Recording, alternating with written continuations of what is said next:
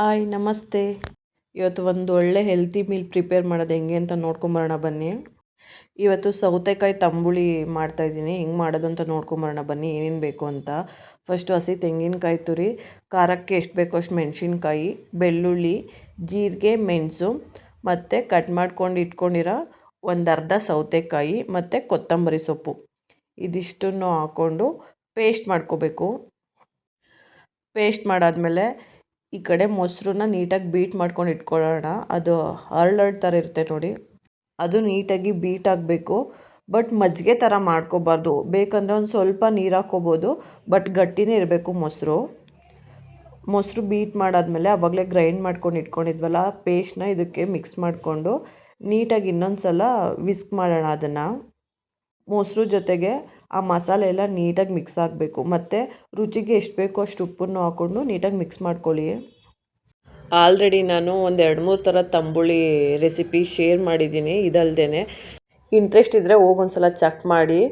Okay, ಆವಾಗಲೇ mix ಮಾಡ್ಕೊಂಡು ಇಟ್ಕೊಂಡಿದ್ವಲ್ಲ ಆ ಮೊಸರು ಮತ್ತು ಮಸಾಲೆಗೆ ಸ್ವಲ್ಪ ಸಣ್ಣದಾಗಿ ಕಟ್ ಮಾಡ್ಕೊಂಡಿರೋ ಸೌತೆಕಾಯಿ ಕೂಡ ಮಿಕ್ಸ್ ಮಾಡ್ಕೊಳ್ಳೋಣ. ಮಧ್ಯ ತಿನ್ನೋಕ್ಕೆ ಚೆನ್ನಾಗಿರುತ್ತೆ ಸಿಗ್ತಾಯಿದ್ರೆ ಅಂತ. ಅದಕ್ಕೊಂದು ಒಗ್ಗರಣೆ ಕೊಟ್ಕೊಳ್ಳೋಣ. ಮಾಮೂಲಿ ಎಣ್ಣೆ, ಸಾಸಿವೆ, ಕರಿಬೇವು, ಸ್ವಲ್ಪ ಹಿಂಗೆ ಹಾಕ್ಕೊಂಡು ಒಗ್ಗರಣೆ ಮಾಡಿಕೊಂಡು ಅದಕ್ಕೆ ತಣ್ಣಗಾದ್ಮೇಲೆ ಬಗ್ಸಿದ್ರೆ ಒಂದೊಳ್ಳೆ ಸೌತೆಕಾಯಿ ತಂಬುಳಿ ರೆಡಿ ಆಗುತ್ತೆ. ಇನ್ಯಾವುದಾದ್ರೂ ತಂಬುಳಿ ರೆಸಿಪಿ ಬೇಕು ಅಂದರೆ ಕಮೆಂಟ್ ಮಾಡಿ, ನಾನು ಶೇರ್ ಮಾಡ್ತೀನಿ. ನೆಕ್ಸ್ಟು ನೆಂಚ್ಕೊಳ್ಳೋಕ್ಕೆ ಅಂದ್ಬಿಟ್ಟು ಬೀನ್ಸ್ನ ಸ್ಟೀಮ್ ಮಾಡೋದಕ್ಕೆ ಇಟ್ಕೊತಾ ಇದ್ದೀನಿ. ಸ್ವಲ್ಪನೇ ಇದ್ದಿದ್ದು, ಸೊ ಅದಕ್ಕೋಸ್ಕರ ಅಷ್ಟನ್ನೇ ಇಟ್ಕೊತಾ ಇದ್ದೀನಿ. ಅದಕ್ಕೆ ಸ್ವಲ್ಪ ಉಪ್ಪು ಹಾಕ್ಕೊಂಡು ಬೀನ್ಸ್ ಬೇಯೋ ತನಕ ಸ್ಟೀಮ್ ಮಾಡ್ಕೊಳ್ಳೋಣ, ಒಂದು 15 to 20 ಮಿನಿಟ್ಸು. ಅದು ಸ್ಟೀಮ್ ಆಗೋ ಅಷ್ಟರಲ್ಲಿ ಈ ಕಡೆ ಒಂದು 2 ಸ್ಪೂನು ಹುರಿದಿಟ್ಕೊಂಡಿರೋಂಥ ಕಡಲೆ ಬೀಜ ಪುಡಿ ಮಾಡ್ಕೊಳ್ಳೋಣ. ಪುಡಿ ಅಂದರೆ ಫೈನಾಗೇನು ಮಾಡ್ಕೊಳ್ಳೋದು ಬೇಡ, ತರ್ತರಿ ಥರ ಇದ್ರೂ ನಡೆಯುತ್ತೆ. ಅದು ಪುಡಿ ಆದಮೇಲೆ ಅದೇ ಕುಟಾಣಿಗೆ ಸ್ವಲ್ಪ ಬೆಳ್ಳುಳ್ಳಿ ಮತ್ತು ಖಾರಕ್ಕೆ ಎಷ್ಟು ಬೇಕೋ ಅಷ್ಟು ಮೆಣಸಿನ್ಕಾಯಿ, ನಾನಿಲ್ಲೊಂದು ಅರ್ಧ ತೊಗೊಂಡಿದ್ದೀನಿ, ಮಕ್ಳಿಗೆ ಕೊಡೋದ್ರಿಂದ ಖಾರ ಆಗತ್ತೆ ಅಂದ್ಬಿಟ್ಟು. ನಿಮಗೆ ಬೇಕಂದರೆ ಬೆಳ್ಳುಳ್ಳಿ ಮತ್ತು ಮೆಣಸಿನ್ಕಾಯಿ ಜಾಸ್ತಿ ಕೂಡ ಹಾಕೋಬೋದು, ಚೆನ್ನಾಗಿರುತ್ತೆ. ಅದನ್ನು ಅಷ್ಟೇ ತರ್ತರಿಯಾಗಿ ಕುಟ್ಕೊಂಡ್ರೂ ಆಗುತ್ತೆ, ಫೈನ್ ಪೇಸ್ಟ್ ಆಗಬೇಕು ಅಂತ ಏನಿಲ್ಲ. ನೋಡಿ ಇಲ್ಲಿ ತೋರಿಸ್ತಾ ಇದ್ದೀನಿ ನೋಡಿ, ಇದಿಷ್ಟು ಪುಡಿ ಮಾಡಿಕೊಂಡ್ರೆ ಸಾಕಾಗತ್ತೆ.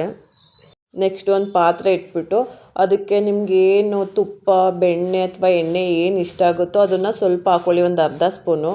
ಅದಕ್ಕೆ ಜಜ್ಜಿ ಇಟ್ಕೊಂಡಿದ್ವಲ್ಲ ಬೆಳ್ಳುಳ್ಳಿ ಮತ್ತು ಹಸಿರು ಮೆಣಸಿನ್ಕಾಯಿ ಅದನ್ನು ಹಾಕ್ಕೊಳ್ಳೋಣ. ಅದು ಸ್ವಲ್ಪ ಕಲರ್ ಚೇಂಜ್ ಆದಮೇಲೆ ಆವಾಗಲೇ ಬೇಯಿಸಿಟ್ಕೊಂಡಿದ್ವಲ್ಲ ಬೀನ್ಸು ಅದನ್ನು ಕೂಡ ಆ್ಯಡ್ ಮಾಡ್ಕೊಳ್ಳೋಣ. ಮತ್ತು ನಿಮಗೆ ಬೀನ್ಸ್ಗೆ ಇನ್ನು ಸ್ವಲ್ಪ ಉಪ್ಪು ಬೇಕಂದರೆ ಒಂಚೂರು ಚಿಟಿಕೆಯಷ್ಟು ಉಪ್ಪು ಸೇರಿಸ್ಕೊಳ್ಳಿ. ನಾನು ಇನ್ನೂ ಮೈಕ್ ತೊಗೊಂಡಿಲ್ಲ, ಮನೆ ಕೆಲಸ ಮಾಡ್ತಾಯಿದ್ದಾರೆ ನಮ್ಮ ಎದುರುಗಡೆ, ಸಿಕ್ಕಾಪಟ್ಟೆ ಡಿಸ್ಟರ್ಬೆನ್ಸು, ಸ್ವಲ್ಪ ಅಡ್ಜಸ್ಟ್ ಮಾಡ್ಕೊಳ್ಳಿ. ನೆಕ್ಸ್ಟು ಬೀನ್ಸ್ನ ಒಗ್ಗರಣೆಲಿ ಒಂದು ಸ್ವಲ್ಪ ಫ್ರೈ ಮಾಡಿಕೊಂಡು ಆವಾಗಲೇ ಕುಟ್ಟಿಟ್ಕೊಂಡಿದ್ವಲ್ಲ ಕಡಲೆ ಬೀಜದ್ದು ಪುಡಿ ಅದನ್ನು ಕೂಡ ಆ್ಯಡ್ ಮಾಡ್ಕೊಳ್ಳೋಣ. ಅದನ್ನು ಹಾಕ್ಕೊಂಡು 1 ನಿಮಿಷ ಬಾಡಿಸ್ಕೊಂಡ್ರೆ ಸಾಕಾಗತ್ತೆ. ಈ ಥರ ಒಂದು ಸಲ ನಿಮ್ಮ ಮಕ್ಳಿಗೆ ಮಾಡಿಕೊಡಿ, ನಿಜವಾಗ್ಲೂ ಸಿಕ್ಕಾಪಟ್ಟೆ ಇಷ್ಟಪಡ್ತಾರೆ. ನನ್ನ ಮಕ್ಳಿಗಂತೂ ಸಿಕ್ಕಾಪಟ್ಟೆ ಇಷ್ಟ ಆಯಿತು. ನನ್ನ ದೊಡ್ಡ ಮಗಳಿಗಿಂತ ನನ್ನ ಚಿಕ್ಕ ಮಗಳು, ಅವಳಿಗೆ 1.5 ವರ್ಷ, ಅವಳಿಗಂತೂ ಸಿಕ್ಕಾಪಟ್ಟೆ ಇಷ್ಟ ಆಯಿತು ಇದು. ಈ ಥರ ಮಧ್ಯಾಹ್ನ ಅಥವಾ ರಾತ್ರಿ ಒಂದು ಹೆಲ್ತಿ ಮೀಲ್ ಪ್ರಿಪೇರ್ ಮಾಡಿದ್ರೆ ತಿನ್ನೋಕ್ಕೂ ರುಚಿಯಾಗಿರುತ್ತೆ ಮತ್ತು ಹೆಲ್ತಿ ಊಟ ತಿಂದಂಗೂ ಆಗುತ್ತೆ. ಇದು ತೋರಿಸ್ತಾ ಇರೋದು ನನ್ನ ಚಿಕ್ಕ ಮಗಳಿಗೋಸ್ಕರ ಹಾಕ್ಕೊಂಡಿರೋದು. ನಮಗೆ ಸ್ವಲ್ಪ ಬೆಳಗ್ಗೆದ್ದು ಟೊಮೊಟೊ ಬಾತ್ ಕೂಡ ಇತ್ತು, ಅದನ್ನು ಕೂಡ ಆ್ಯಡ್ ಮಾಡ್ಕೊಂಡಿದ್ದೀನಿ. ಒಂದು ಸಲ ಟ್ರೈ ಮಾಡಿ ನೋಡಿ, ತುಂಬಾ ಚೆನ್ನಾಗಿರುತ್ತೆ. ಇದು ನನ್ನ ಮಗಳು ಬರ್ಡೇಗೆ ಅಂತ ಡ್ರೆಸ್ಸು ಸ್ಟಿಚ್ ಮಾಡಿಸಿದ್ದೆ.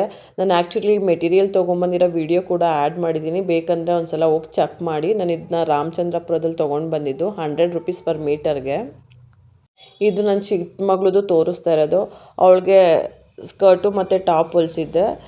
ಮೇಲೆ ಸ್ಲೀವ್ಲೆಸ್ ಟಾಪು ಮತ್ತು ರೌಂಡ್ ನೆಕ್ಕು, ಹಿಂದೆ ಬ್ಯಾಕ್ಲೆಸ್ ಥರ, ಅಂದರೆ ಒಂದು ಟೈಯಿಂಗ್ ಮಾಡೋದು ಬ್ಲೌಸು ಆ ಥರ ಹೊಲಿಸಿದ್ದೆ ನೋಡಿ. ಇಲ್ಲಿ ನೀಟಾಗಿ ತೋರಿಸ್ತಾ ಇದ್ದೀನಿ. ನೆಕ್ಸ್ಟು ಅಂಬ್ರೆಲಾ ಸ್ಕರ್ಟ್ ಹೊಲಿಸಿದ್ದೆ. ಒಳಗಡೆ ಒಂದು ಲೈನಿಂಗ್ ಕೊಡಿಸಿ ಮತ್ತು ಅದಕ್ಕೆ ಕ್ಯಾನ್ ಹಾಕ್ಸಿ ಮತ್ತು ಒಳಗಡೆ ಇನ್ನೊಂದು ಲೈನಿಂಗ್ ಹಾಕ್ಸ್ಬಿಟ್ಟು ಹೊಲಿಸಿದ್ದೆ, ಸಿಂಡ್ರೆಲಾ ಥರ ಚೆನ್ನಾಗಿರಲಿ ಅಂತ. ಬಟ್ ತುಂಬಾ ಚೆನ್ನಾಗಿತ್ತು ಔಟ್ಲುಕ್ ಕೂಡ. ನೆಕ್ಸ್ಟ್ ಇದು ನನ್ನ ದೊಡ್ಡ ಮಗಳದು. ಅವಳಿಗೆ ಸ್ಕರ್ಟು, ಟಾಪ್ಸು ಆ ಥರ ಎಲ್ಲ ಜಾಸ್ತಿ ಮತ್ತು ಗೌನ್ಸು ಈ ಥರ ಎಲ್ಲ ಸಿಕ್ಕಾಪಟ್ಟೆ ಹೊಲಿಸಿದ್ದೀನಿ. ಅವಳ ಹತ್ರ ಕುರ್ತಿ ಟೈಪಲ್ಲಿ ಯಾವುದೂ ಇರಲಿಲ್ಲ, ಸೊ ಅದಕ್ಕೋಸ್ಕರ ಅಂಬ್ರೆಲಾ ಥರ ಕಟ್ ಮಾಡಿಸ್ಬಿಟ್ಟು ಅದು ಪ್ಯಾಂಟ್ ಮಾಡಿಸಿದ್ದೀನಿ. ಅಂಬ್ರೆಲಾ ಸ್ಕರ್ಟ್ ಬರುತ್ತಲ್ಲ ಅದೇ ಥರ ಅಂಬ್ರೆಲಾ ಪ್ಯಾಂಟು. ನೋಡಿ ಎಷ್ಟು ಫ್ಲೇರ್ ಆಗಿದೆ ಪ್ಯಾಂಟು. ಅದಕ್ಕೆ ಹಿಂದೆ ಎಲಾಸ್ಟಿಕ್ಕು ಮತ್ತು ಮುಂದೆ ಪಟ್ಟಿ ಕೊಡಿಸಿದ್ದೀನಿ. ಮೇಲ್ಗಡೆ ಮಾಮೂಲಿ ಕುರ್ತಾ ಹೊಲಿಸಿದ್ದೀನಿ. ಅದಕ್ಕೆ ಸ್ಲೀವ್ಲೆಸ್ ಬಂದು ಮುಂದೆ ರೌಂಡ್ ನೆಕ್ಕು ಮತ್ತು ಹಿಂದೆನೂ ಸ್ವಲ್ಪ ಡೀಪು ರೌಂಡ್ ಬಂದುಬಿಟ್ಟು ಒಂದು ಟೈಮ್ ಕೊಡಿಸಿದ್ದೀನಿ. ಫಿಟ್ಟಿಂಗ್ ಅಂತೂ ಸಿಕ್ಕಾಪಟ್ಟೆ ಇಷ್ಟ ಆಯಿತು ನನಗಂತೂ. ಇದನ್ನು ನಾನು ಸ್ಟಿಚ್ ಮಾಡಿಸಿದ್ದು ನನ್ನ ಫ್ರೆಂಡ್ ಹತ್ರ. ಅವರಿರೋದು ನಾಗಮಂಗಲ ಹತ್ರ. ನಾನು ಅಲ್ಲಿ ಸ್ಟಿಚ್ ಮಾಡಿಸಿದ್ದು ಈ ಡ್ರೆಸ್ಸನ್ನ. ನೋಡಿ ಔಟ್ಲುಕ್ ಮಾತ್ರ ನಿಜವಾಗ್ಲೂ ಸಿಕ್ಕಾಪಟ್ಟೆ ಇಷ್ಟ ಆಯಿತು. ಮತ್ತು ಅಫೋರ್ಡಬಲ್ ಪ್ರೈಸಲ್ಲಿ ಕೂಡ ಸ್ಟಿಚ್ ಮಾಡಿಕೊಡ್ತಾರೆ. ನಾನು 2ರಿಂದ ಒಂದು 1250ನೋ 300 ಪೇ ಮಾಡಿದೆ ಸ್ಟಿಚ್ ಮಾಡೋದಕ್ಕೆ. ನೆಕ್ಸ್ಟ್ ಇದು ಸಂಕ್ರಾಂತಿ ಹಬ್ಬಕ್ಕೆ ಅಂದ್ಬಿಟ್ಟು ಫ್ಲಿಪ್ಕಾರ್ಟಲ್ಲಿ ಡ್ರೆಸ್ ಆರ್ಡರ್ ಮಾಡಿದ್ದೆ. ನಾನು ನಾರ್ಮಲಿ ಆನ್ಲೈನಲ್ಲೆಲ್ಲ ಡ್ರೆಸ್ ತರ್ಸೋದು ತುಂಬಾ ಕಮ್ಮಿ. ನನಗೆ ಸ್ಟಿಚ್ ಮಾಡಿಸೋ ಡ್ರೆಸ್ಗಳಂದರೆ ಸಿಕ್ಕಾಪಟ್ಟೆ ಇಷ್ಟ. ಬಟ್ ಈ ಸಲ ಮಾಡ್ಸೋಕ್ಕಾಗಲಿಲ್ಲ. ಫಾರ್ ದಿ ಫಸ್ಟ್ ಟೈಮ್ ನಾನು ರೆಡಿ ಡ್ರೆಸ್ ತಂದು ಹಾಕಿರೋದು ಹಬ್ಬದಲ್ಲಿ ನನ್ನ ಮಗಳಿಗೆ. ಇಬ್ರಿಗೂ ಸೇಮ್ ಡ್ರೆಸ್ ತರಿಸಿದೆ, ಬಟ್ ಕಲರ್ ಮಾತ್ರ ಚೇಂಜು. ಇದು ನನ್ನ ದೊಡ್ಡ ಮಗಳಿಗೆ, ಅವಳಿಗೆ ಪಿಂಕಲ್ಲಿ ತರಿಸಿದೆ. ಅದು ಮೇಲೆ ಪ್ಯಾರಟು ಕೊಟ್ಟಿದ್ದಾರೆ ಒಂದು ಬ್ಲೌಸಲ್ಲಿ, ಮತ್ತು ಬ್ಯಾಕು ಜಿಪ್ ಇದೆ. ಸ್ಕರ್ಟು ಪ್ಲೀಟ್ಸ್ ಬಂದಿದೆ. ಅದು ಅಷ್ಟೇನು ಫ್ಲೇರ್ ಇಲ್ಲ, ಬಟ್ ಓಕೆ ಅಂತಲೇ ಹೇಳ್ಬೋದು. ಕ್ವಾಲಿಟಿ ಓಕೆ ತುಂಬ ಚೆನ್ನಾಗಿದೆ ಅಂತಲೂ ಹೇಳೋಕ್ಕಾಗಲ್ಲ, ತುಂಬ ವರ್ಸ್ಟ್ ಅಂತಲೂ ಹೇಳೋಕ್ಕಾಗಲ್ಲ. ಓಕೆ 2ರಿಂದ 1400 ಸಮಥಿಂಗ್ ನಾನು ಪೇ ಮಾಡಿದ್ದು. ಚಿಕ್ಕವಳಿಗೆ ಅದೇ ಥರ ರೆಡ್ ಕಲರ್ ತರಿಸಿದ್ದೆ. ಸೈಜ್ ಚಿಕ್ಕದು, same quality, same material, but colour ಮಾತ್ರ ಚೇಂಜು. ನನಗೇನೋ ಹಬ್ಬದ ದಿನ ಹಾಕಿದ್ರೂ ಸ್ಯಾಟಿಸ್ಫ್ಯಾಕ್ಷನ್ ಅಂತಲೇ ಅನಿಸ್ತಾ ಇರಲಿಲ್ಲ. ಏನೋ ಒಂಥರ ಈ ಸಲ ಹೊಲಿಸ್ಲಿಲ್ವಲ್ಲ ಅನ್ನೋ ಗಿಲ್ಟೇ ಕಾಡ್ತಾ ಇತ್ತು. ನನ್ನ ಮಗಳದು ಎಲ್ಲ ಡಿಸೈನರ್ ಕಲೆಕ್ಷನ್ಸ್ ಡ್ರೆಸ್ಗಳನ್ನೂ ಇನ್ನೊಂದು ಸಲ ವೀಡಿಯೋ ಮಾಡಿ ಹಾಕ್ತೀನಿ ಖಂಡಿತ. ಯಾರಿಗೆಲ್ಲ ಈ ವಿಡಿಯೋ ಇಷ್ಟ ಆಯಿತು ಮತ್ತು ಅವೆರಡರಲ್ಲಿ ಯಾವ ಡ್ರೆಸ್ ನಿಮಗೆ ಇಷ್ಟ ಆಯಿತು ಕಮೆಂಟ್ ಮಾಡಿ. ಹಾಗೆಯೇ ನನ್ನ ಚಾನಲ್ನ ಸಬ್ಸ್ಕ್ರೈಬ್ ಮಾಡಿಕೊಂಡು ಫಾಲೋ ಮಾಡಿ. Thank you.